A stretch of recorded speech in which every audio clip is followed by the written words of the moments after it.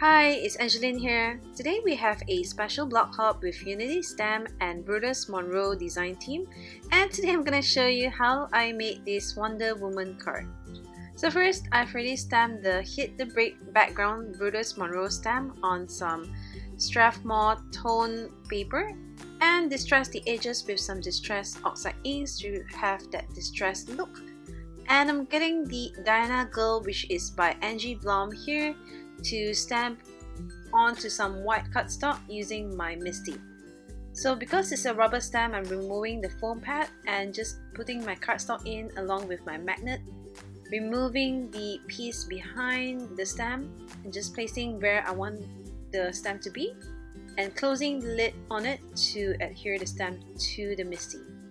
Then grabbing my favorite Gina K amalgam ink to ink up the stamp, because this ink is awesome with all kinds of coloring mediums like watercolors, color pencils, and even Copic markers. So I'm going to show you how I did my Copic coloring, just really simple coloring without any crazy shadings and stuff. So I'm starting off with the lightest shade of blue here. You can use any colors that you want, and if you are using colored pencils or watercolors, it's the same concept. Just start off with the lightest shade first. Next, I'm grabbing a darker shade of blue here to add shadows to her clothes, and with a flicking motion, I'm flicking upwards as I color along.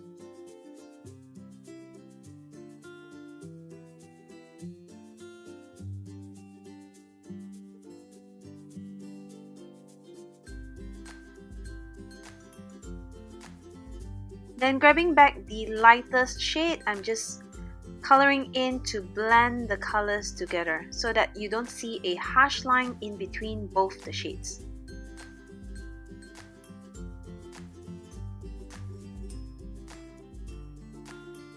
And finally, I'm grabbing the darkest shade of blue here to add even more shadows to her clothes.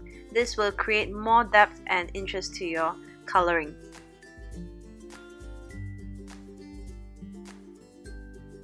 Then I'm getting the middle shade here to blend the colors, and finally the lightest shade to blend it all in together.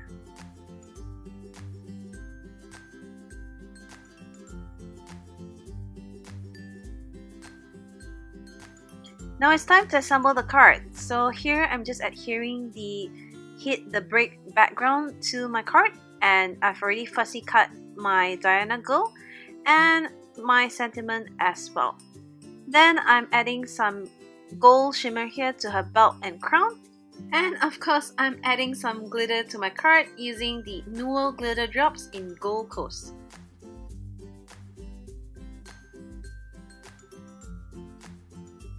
So here is my finished card. I hope you enjoyed this quick tip technique, and thanks for watching. Bye!